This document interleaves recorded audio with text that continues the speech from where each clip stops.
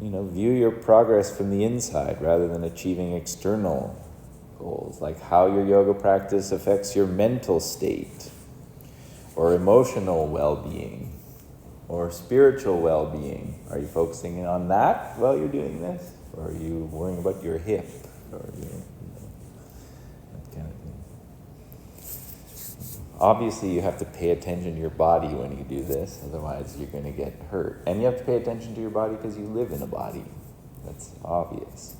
But what can happen is you can get fixated on the surface and not realize that this is a journey from dense to subtle, through the bodies, like through matter, and then into like the energetic parts of the body, and the intelligence, and the emotions, and the spirit. Like we're working all those things, not just the hamstrings. Okay? Another one is focus on acceptance and gratitude. Instead of focusing on what you can't do yet, practice acceptance and gratitude for where you are in your journey. Every practice is an opportunity to learn and grow, regardless of what you can or can't do. These are good things to remember, like during the practice, not just when I'm blabbing after. Right? No matter what level or complexity of the posture that you're doing, remember there's no end in sight in this, so do the work in front of you. Okay? And then this one is obvious because I harp on it all the time. Focus on consistency and discipline. Not so much like what you're doing when you're on the mat. Get there. Get to the shala. If all you have to give is one Surya Namaskar A and then lay down for the rest of the practice, that's fair.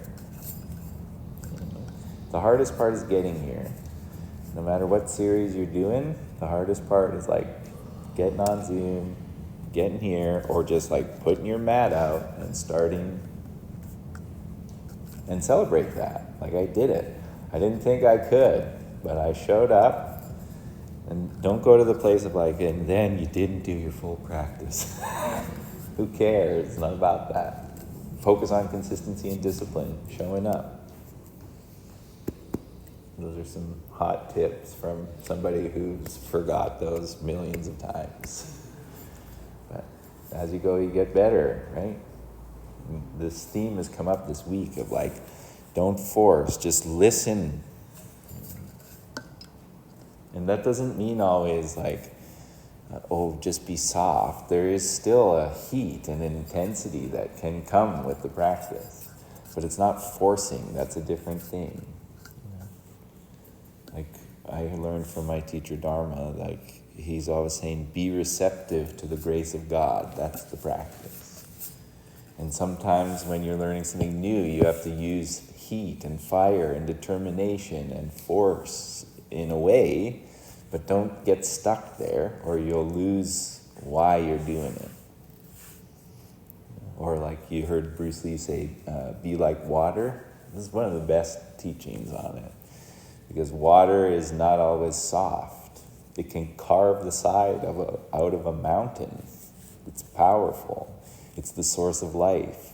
It can also be soft and fluid. It can take the shape of any container that it's in, whether the container is complex or basic. That's what it means, be like water. When it's time to crash and push, you crash and push. When it's time to lay back and be still, you do that. You have the capacity for all of it, but it requires listening. And then sometimes you're like, I think I'm applying the wrong approach here. Just let it come. Or sometimes like that letting it come has turned into laziness, and so now I've got to use a bit of heat to heat the water and bring some energy. Okay? All right, that's it. I'll see you later. Tomorrow's a moon day, so no practice. Saturday rest, Sunday rest. If you're coming to practice with Taylor next week, pace yourself through the week. Be gentle. That doesn't mean don't practice. Just You heard this so many times. Are you hearing what I'm saying? Like, you can do a practice that's short and less challenging, and that still counts. Everybody hear that? Like, say it to yourself. Like, if you're hearing your mind, you can just be like, remember, you can do a practice that's short and less challenging, and it still counts. Okay? You remember? Okay, good. All right. We'll go for coffee if you're free, and we'll see you soon.